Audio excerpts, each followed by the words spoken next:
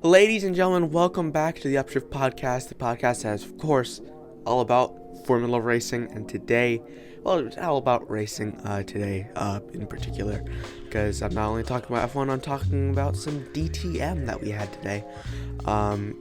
We are talking about the French Grand Prix Qualifying in Le Castellet, and also a little bit of the DTM race in Monza.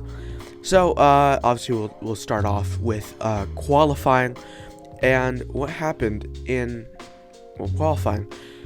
In the first moments of the entire, I believe Q1, it was less than 3 minutes in, already Yuki crashed for some reason, and now he gave us this awesome meme that like every single F1 fan is using on Twitter and Instagram. It's hilarious. It's unbelievable that Yuki is crashing this much. It's odd to see, you know. And Josh Ravel brought up a good point last week that people are doubting him too much. But I still think he's, like I said, I still think he's the biggest disappointment to me out of all the rookies. Actually, other than Mazepin, he's the biggest. Actually, no, I knew Mazepin was going to be really bad. So I guess, yeah, he's kind of the biggest disappointment for me because I had big hopes for him. Bahrain was a good race for him. Every other race was bad, except Baku. Baku was a pretty good race for him. But everything else was kind of meh. I'm pretty sure he crashed also in Imola in the qualifying in Q1 to bring out the red flag then, and he also crashed in Baku to bring out the red flag in Q3. So yeah, he really needs to pick up his form and figure out what's happening because he can't seem to figure out the car the way Pierre is, and can't seem to fit into smooth into his driving style, I guess, with that AT02. I believe that's the name of it. Hopefully that is. He's a very, very talented driver. He's a very talented driver, but he just is not doing well.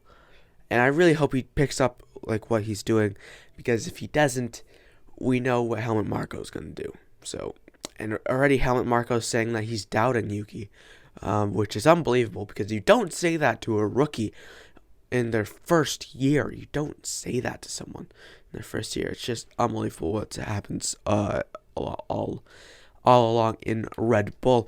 Moving on from that, the people who were eliminated in Q1 were Tsunoda, obviously. Lance Stroll, unfortunately, ended up getting knocked out in Q1 because he got his lap time deleted, and then he was going on for a second lap time when Yuki unfortunately crashed, and then that ended up deleting, or he couldn't do his lap time, obviously, because the crash, and canceled out the rest of the time remaining in Q1, and he could not set in a lap time, so he had no time at all, and he did not qualify, and he is now in 19th place. Followed him is Mazepin, and Kimi Räikkönen. Kimi Räikkönen is another person who got caught out by the Tsunoda crash, followed by Latifi, who almost by the skin of his teeth lost out. I believe it was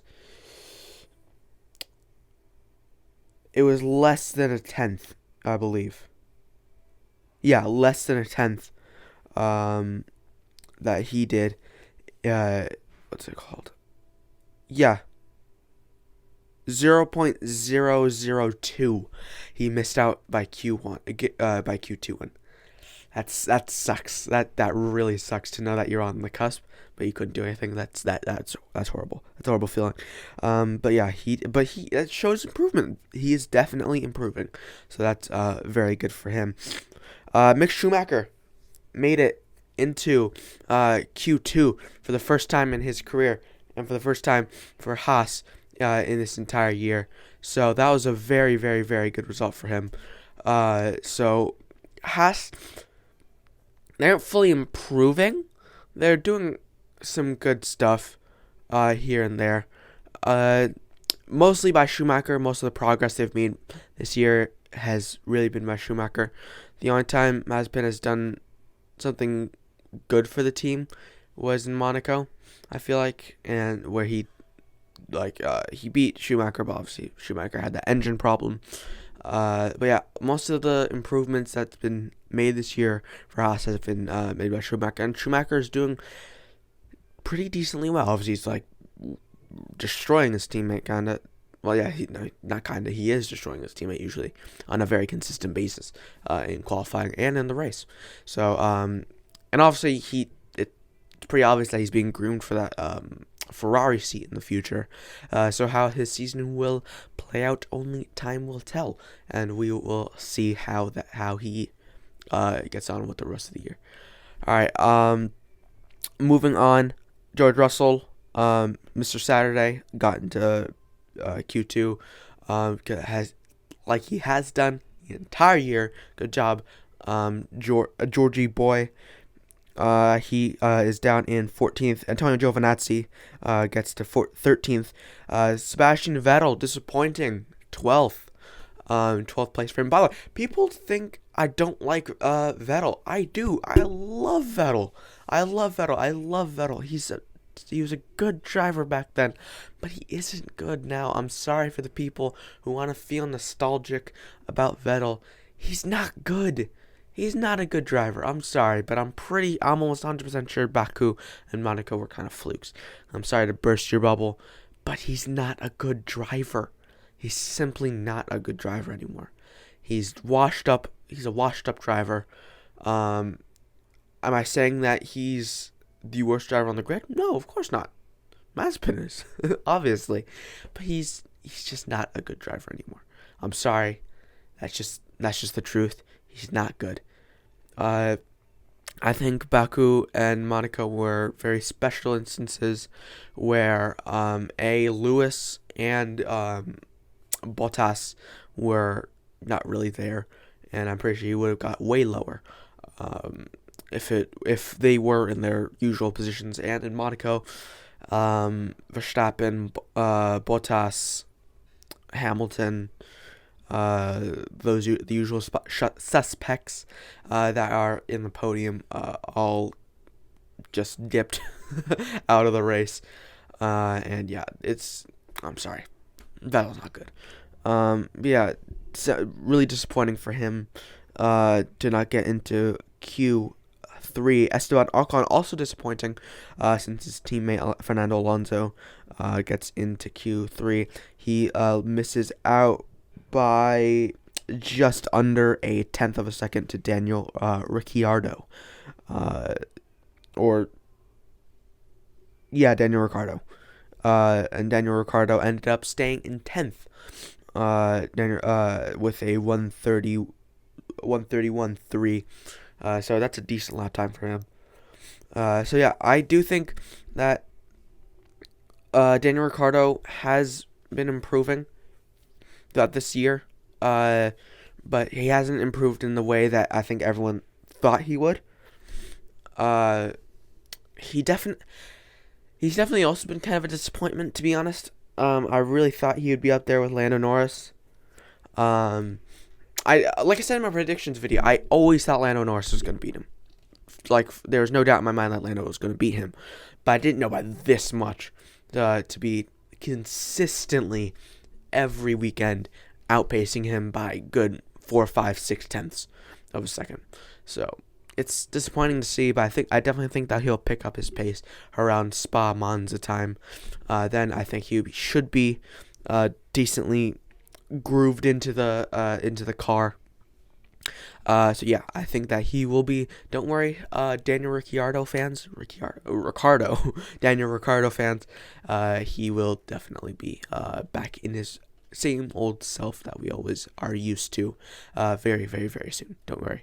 I don't think this kind of slump will last him very long. But coming after Daniel Ricciardo, obviously Fernando Alonso on the Alpine, having a pretty decent year so far in his return to Formula One. Lando Norris, a little bit disappointing 8th, he said, but he said he has high hopes for Sunday. come race day. So I definitely think he can get in the top 5. I think that is very doable for him. Leclerc also, I think, is a person who get into the top 5. He is in 7th right now. Also, he said a bit disappointed, but again, he has high hopes for race day. Pierre Gasly, good P6 from him in the AlphaTauri. Definitely carrying the AlphaTauri where it shouldn't be, to be honest. And Carlos Sainz really having a great year so far. I'm so happy for him. Since I'm not rooting for Alex Albon because he's not there, but I am rooting for him in something else. I'll talk about that in just a little bit. I'm kind of rooting for Ferrari now because I really like Charles and Carlos, and I also like Lando Norris. So those are kind of the guys I'm kind of rooting for so far. But yeah, he does very, very, very good. Carlos Sainz. He's done very, very, very well so far throughout the season. Sergio Perez keeps form on, doing really decently in P4. Great job. He only was out-qualified by Bottas by less than 1/10 of a second, so Perez finally getting grooved into that Red Bull RB16B, I believe the name is. So yeah, I definitely think that he will be fighting up there for the podium this weekend. Valtteri Bottas was in P3. Very good qualifying by him. Lewis Hamilton is in P2. And Max Verstappen will be our pole sitter for Sunday's race. So yeah, that's the qualifying breakdown. My best qualifier, in my opinion, is probably Carlos Sainz. I think that he brought that Ferrari up into places. I think the Ferrari is usually around P7 to P6, that sort of range. So he definitely brought it up to, I think, where it. I wouldn't say it shouldn't be, but I definitely think he elevated it to where it should be. You know what I mean? And yeah, I think that you got the first ever Upshift Best Qualifier award, Carlos. Good job from you. And now let's talk about a little bit of DTM. Before that, sorry, we should talk about some predictions for the Sunday race.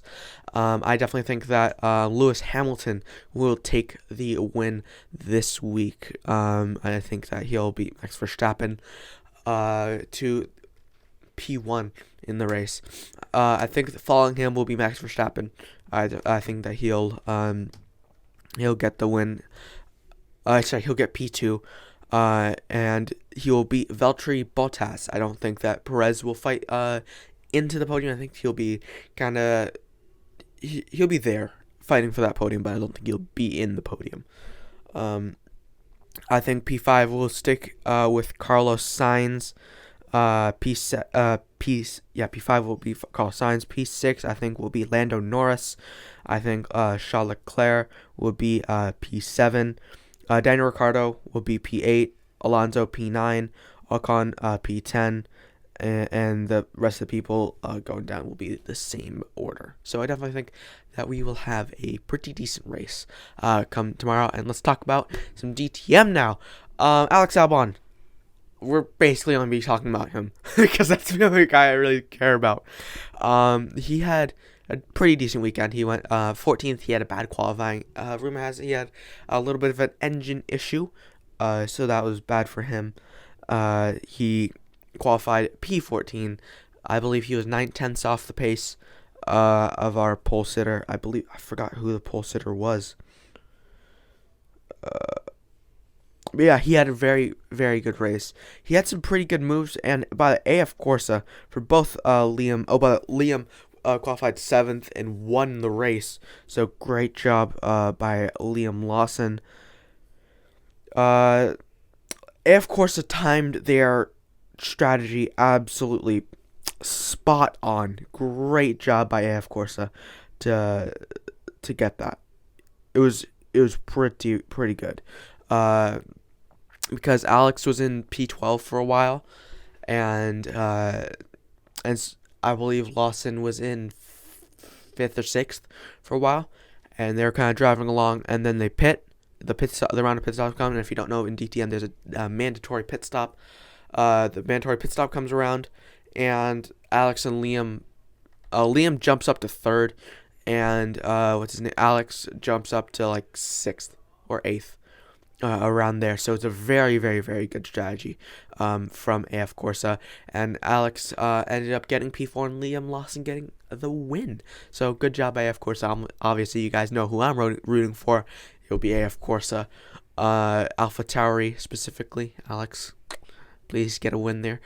If he gets his qualifying in check, I think he can definitely win a few races. So yeah, that is all the time we have for that's all the time we have for today, everyone. Thank you all so much for watching and or listening. Follow me on Instagram at Upshift and everything that's in the description. Check out the sponsors of the podcast. Again, they're in the description. Look out for the race rundown that will be happening tomorrow, Sunday, and I'll be also doing a little bit of DTM again. So thank you all for watching. Check out the Davide Valsecchi video that I did. I believe I posted it Friday, so yesterday, on the time I'm recording this. So yeah, thank you all so much for watching. Have a good day. Peace out, and enjoy the race tomorrow. Bye-bye.